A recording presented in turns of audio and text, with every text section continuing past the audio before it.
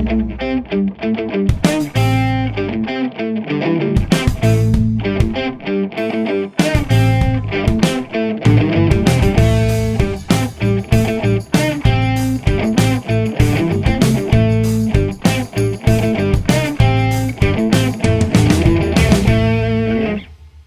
been looking at oil samples for about 6 years now, and I found that in that length of time, no matter the reason for customers sending in their initial sample, there tends to be a familiar follow up question.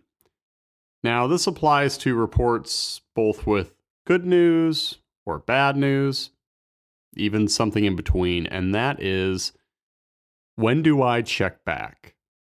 Usually, I find myself advising customers to sample a few oil change intervals in a row, preferably intervals with a comparable amount of use among them. Ways in which we can determine how an engine is wearing, hopefully on a consistent basis. Over the course of a few samples, we can also see if there's contamination gradually entering the picture or if there's any other worsening problem in the physical properties.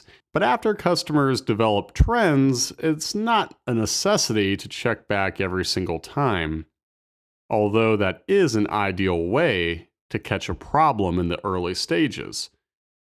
What I mainly want to advise customers against, both in reports as well as today's show, is to avoid asking more of the engine than you usually do, either in terms of modifications, say adding power, or just running the engine a lot harder than normal, and then neglecting to take a sample to see how the engine handled this sudden change. To bring this point home, I've brought an analogy with me, now one that may not readily lend itself to used oil, but will draw the connection. Recently, I was on vacation, and I was heading to the beach. Now, I'm not deathly pale, but let's just say I certainly benefit from some SPF protection. So before I spend several hours at the beach, I'm going to make sure to apply sunscreen, a generous portion. Now, let's say I neglected to reapply that sunscreen over the course of a long, hot day on the beach at Siesta Key. That's a bad idea, right? A Midwest boy like myself attempting to rely on feeling good for 1 hour after one application of suntan lotion, then assuming that I can carry on with my business and never take care of that again. I'm not going to provide photos, but let's just say I wish I took a careful approach instead. In the realm of used oil analysis, you can consider a good report to be the way you feel after applying suntan lotion one time, then taking that goodwill and subjecting your engine or your transmission, whatever it is you're sampling, to significantly harder use than you usually do, and assuming that the good results you had before will carry through, simply because we didn't find anything that looked like a problem in the report, or there was no contamination to deal with, etc. What can happen in the interim is your engine can change in the way it's wearing. Maybe the oil doesn't hold up as well or as long as you might have expected to.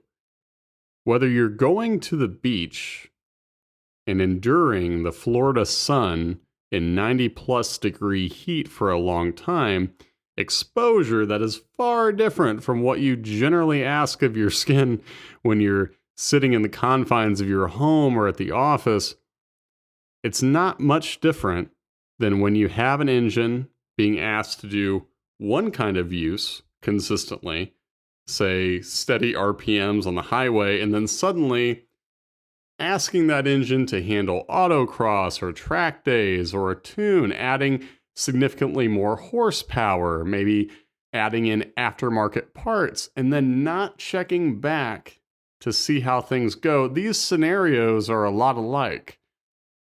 One of my favorite things about working at Blackstone is that we aren't pushed to sell the analysis we offer. Instead, we make recommendations based on what we see in the wear profile and also what we want the customers to know can go unseen if they don't send in a sample. I've never been pushed to say, hey, sample every oil change interval, check back, check back. Instead, I'm free to build my recommendations based on the analysis, myself and every other analyst in the building. Think about modifications, think about harder use, but also harder use due to the fact it can vary from one owner to the next. Feel free to clarify this with your analyst. You can call, you can email, you can say, hey, I'm going to up the ante in this particular way. Maybe you sampled the factory fill, and then you decided that you wanted to ask the engine to do a lot more. Well, depending on how much progress we've seen, say in the way in which wear-in is washing out, and if we have found indicators of progress that would lend confidence to then asking significantly more of the engine, well, that would leave room for one sort of recommendation. Say, go ahead, add horsepower, do what you want to do at the track, versus a situation where we haven't seen the necessary progress, in which case we might hold back from suggesting a longer interval, running the engine harder, doing whatever you do that is a change from what you've done before. I think this can frustrate owners sometimes, and I totally understand. You buy an engine, maybe it's an engine in a new car, and you want to ask as much of it as you can. I totally understand, especially when you have an engine with ample amounts of power and you want to push it to the limit. Being patient and building trends is going to pay off because the first report, no matter what point of the engine's life it comes in, the first report is a snapshot of that point in time. I can tell you what I expect to happen. For example, with a new engine, I can expect certain decreases in how much metal the engine makes. I can expect indicators of, say, for example, sealer material washing out. But this progress is not always a given, especially when you're varying oil change intervals or pushing the engine to its limit. In addition to harder use, I want to add in longer oil runs to this discussion. Not every engine is an ideal candidate for running the oil longer. Now, how do we base these recommendations? Well, the standard analysis that we offer is going to cover the bases in terms of telling you how the engine is wearing, as well as how the oil held up. Did it keep the right viscosity? Are we finding contaminants? And is the oil filter keeping solids, aka insolubles, low? Now you can also look into the TBN, the total base number, which tells you how much active additive is remaining. If we are not seeing the stable wear trends, the oil holding up well, then asking more of the engine by running that oil longer wouldn't be for the best. Now, of course, some customers will rely on what's printed on the label, on the container that they buy off the shelf. They say, well, this oil is guaranteed to work for 15,000 miles. The oil could well stay in use, and maybe it'll even keep a strong TBN for that length of time. But if your engine is making a lot of metal that as it builds up can keep the oil from lubricating properly, cleaning the engine as it should, then simply running the oil longer, based on whatever is printed on the label, is not in the engine's best interest. So, checking back and taking a gradual approach to extending your oil change interval is the way to go. So in addition to running the engine harder than you normally would, doubling your oil change interval, going even further than that can be a less than ideal proposition if it's a big change from what you've sampled previously. Now, you never need to worry about coming up with your oil change interval or exactly what kind of use you want to ask of the engine on your own. If you make a request on the slip, if you check on the back of our oil information slip that you're interested in running the oil longer, then we'll be sure to offer a recommendation. And on the flip side, if you say, hey, I want to spend more time at the track, or I want to up the horsepower, I want to do this modification or that, how are things looking? We'll be sure to communicate what the wear trends, what the data is telling us. And then from there, we can build our recommendation and aid in your maintenance plan. Again, all of these answers are going to be available with the standard analysis, and you can add in a TBN if you want to see how much active additive is remaining. And of course, these answers are not solely restricted to the engine oil. One thing I like to remind people, especially those that may not have listened to every episode of this show, is that our testing applies to the engine, the transmission, the differential, anything that needs oil to do its job. And importantly, our analysis calls for the same amount of oil in each of these applications. And of course, if you want to take the complete approach to your vehicle maintenance, we can also analyze your fuel, your coolant, even the brake fluid is in play. But for most people, sampling the engine, the transmission, the diff is going to cover your bases. This came up recently because I was in a conversation actually on the vacation that I referenced. We were in Florida with a group of friends, and a buddy of mine was mentioning that he was thinking about getting rid of his beloved Buick Roadmaster, a car that I have a lot of personal history with myself. It's a Roadmaster with the LT1 engine. It's got about 200,000 miles on it, and as fate would have it, the pending repairs are likely going to be too expensive to keep it around. But I was asking my friend what the issue was. Why was he suddenly confronted with getting rid of it? And he mentioned that either the rear diff or the transmission, one of the two had to be bad based on the issues he was having.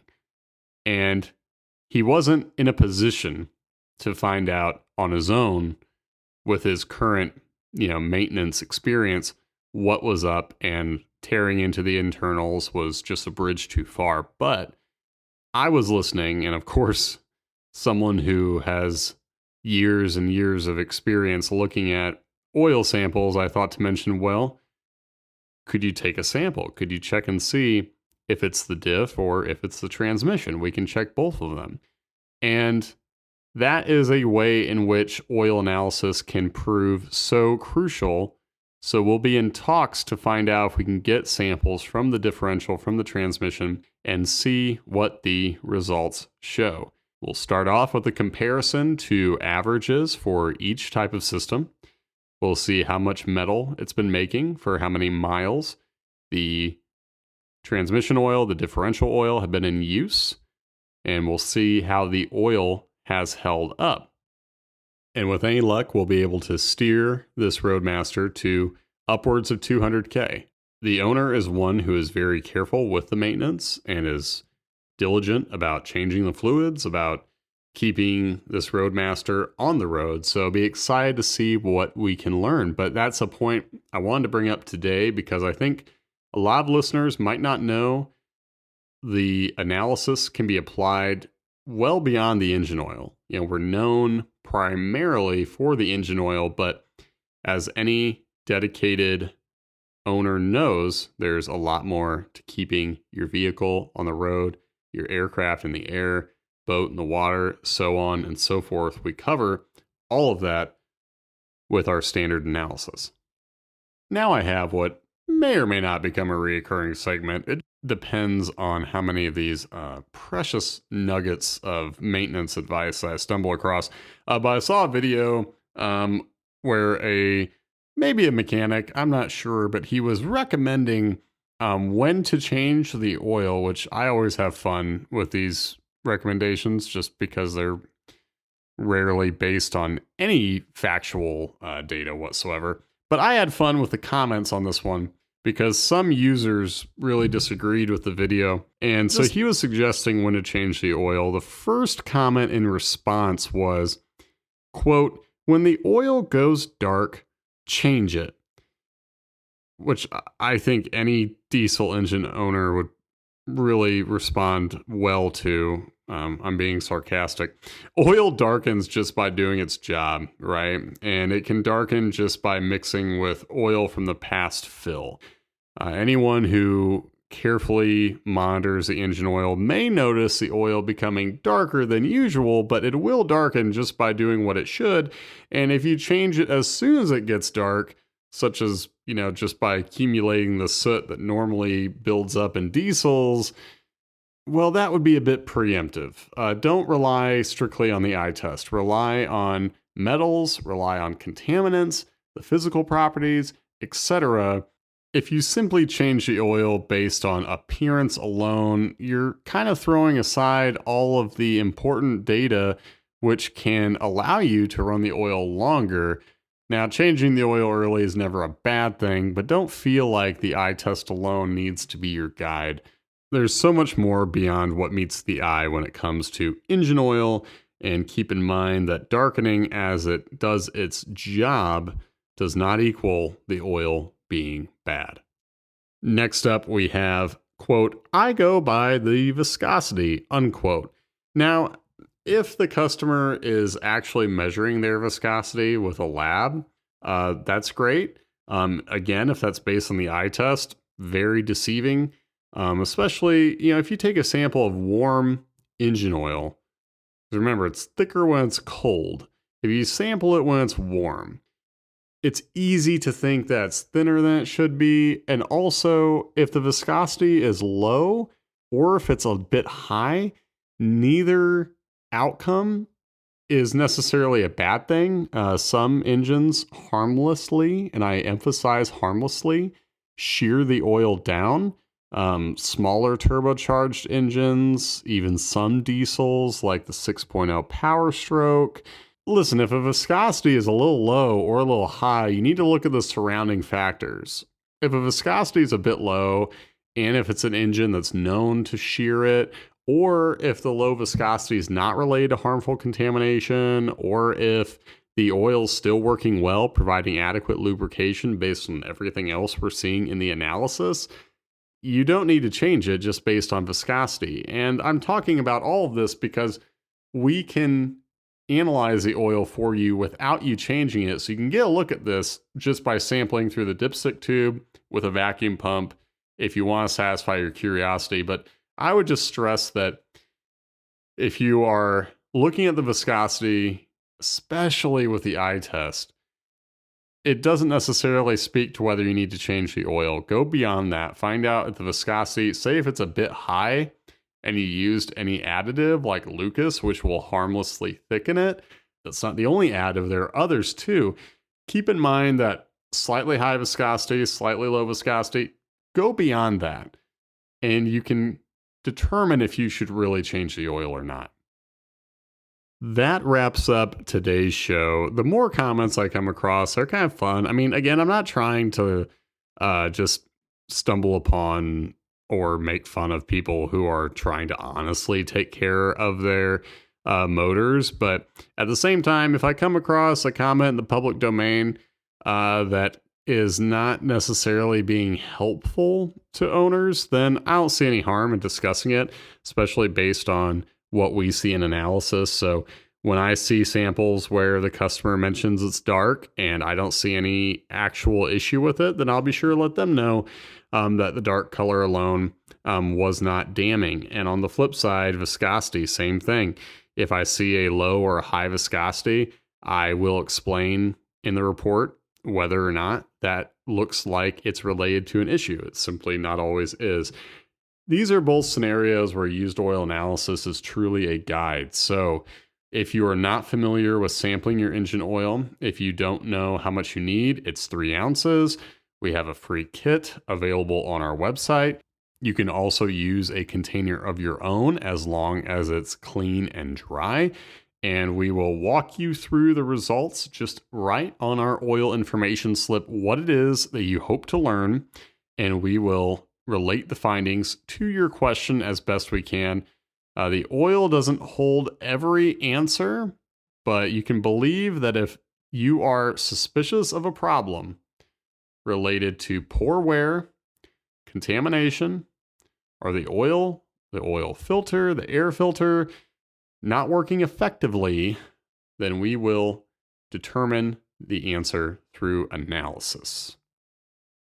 Thank you so much for listening to episode 72. This is your host, Blackstone Joe, signing off.